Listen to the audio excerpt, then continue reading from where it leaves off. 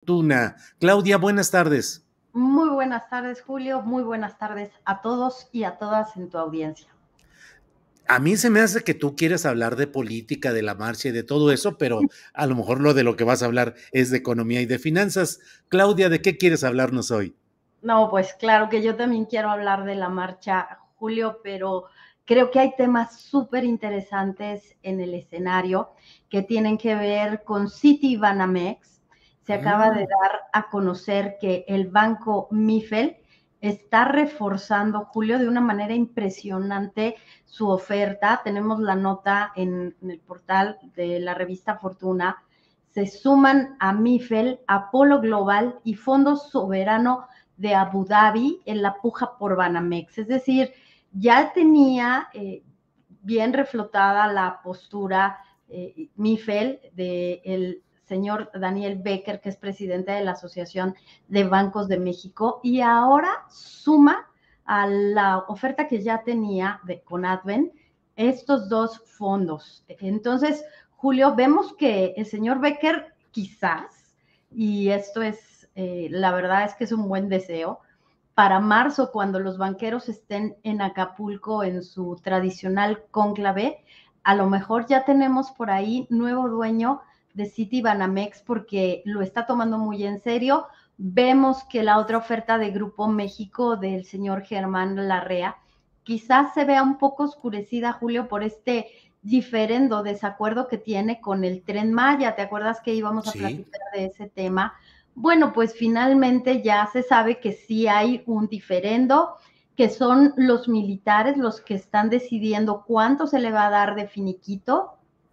Se estima que serían 5,000 millones de pesos por prácticamente pues no terminar el tramo que le correspondía, el tramo sur del Tren Maya, en donde se ha cambiado la ruta en 6 ocasiones, Julio. Hay socavones que en realidad lo único que están dejando pues es ver que hay ríos y manantiales subterráneos en una zona en donde pues está llena de estos grandes recursos naturales, Julio.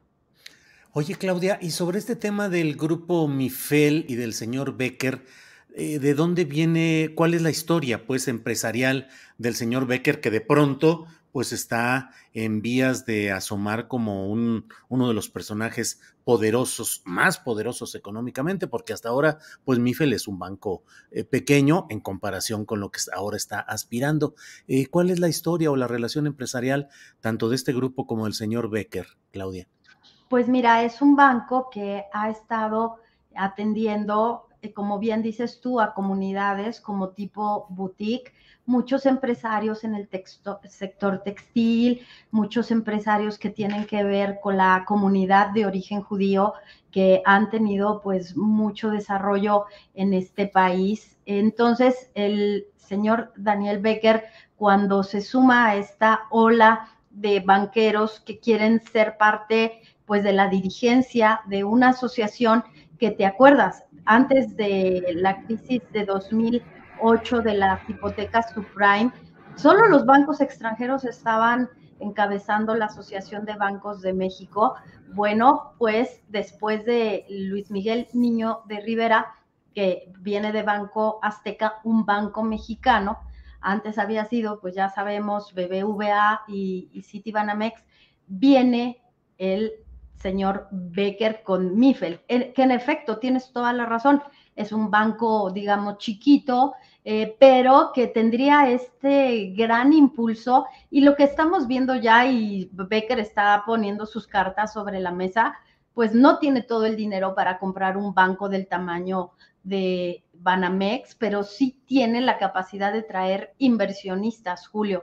Entonces, esto es muy significativo porque ya se bajó de la puja, digamos, del cuarto de datos, del data room, se bajó pues el señor Slim, ya también el propio Salinas Pliego dijo que no va, y bueno, pues ahora estaría entre estos dos grupos. La respuesta es un banco de nicho que ahora quiere aprovechar para convertirse en el tercer, cuarto banco más importante del sistema bancario mexicano en el segmento de banca de consumo que ya Banamex dijimos pues que no quiere porque le aumentan mucho los costos operativos aquí en México, Julio. Bien, Claudia, ¿de qué otro tema deseas compartir tu fortuna informativa con nosotros, Claudia? Gracias, Julio. Pues aquí tengo ¿Tu mi acordeón? porque luego se me olvida. Ya se los tallos, Julio. Mira, yo quiero platicar de un tema que publicamos en la revista Proceso que llama a la reflexión. La clase media con una movilidad, pero lamentablemente es una movilidad descendente. Este es un tema que los economistas casi nunca quieren tocar, que es una discusión y es un debate de qué pasa cuando en lugar de tener más personas en la clase media, tenemos menos.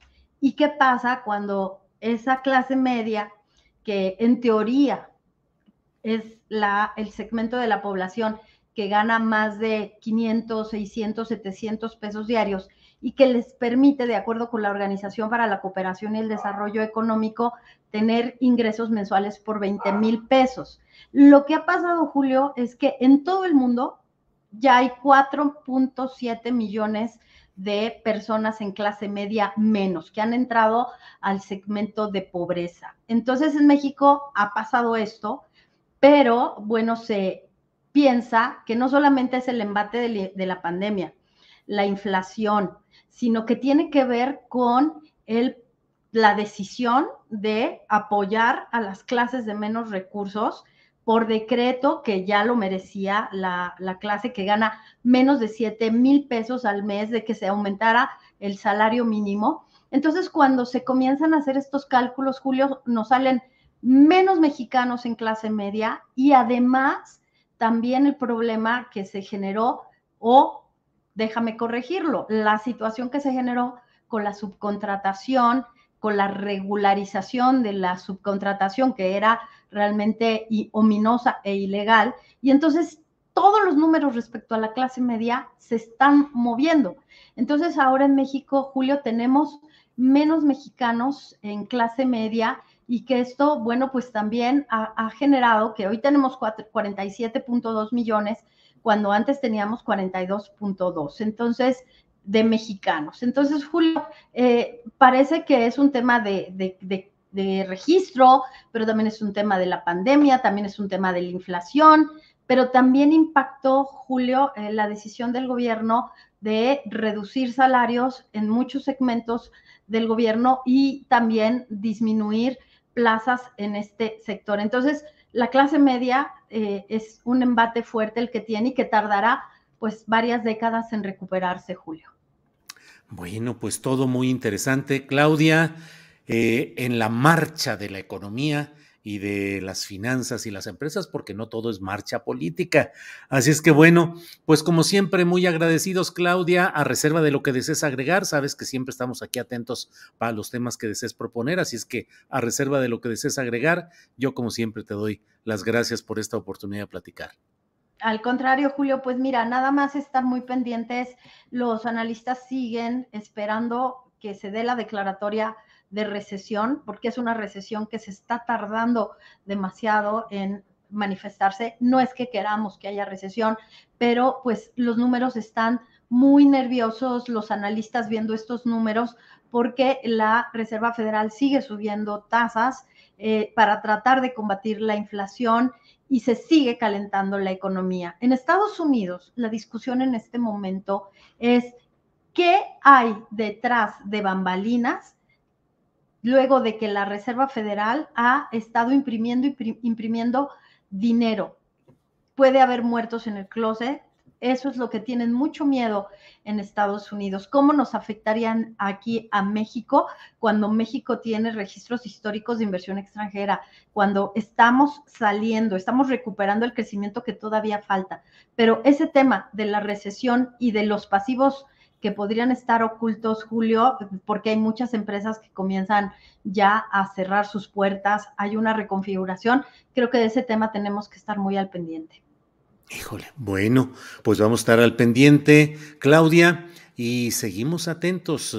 Nos vemos el próximo lunes o antes si hay algún otro tema económico o financiero que requiera la fortuna de tener con nosotros a Claudia Villegas. Claudia, como siempre, muchas gracias.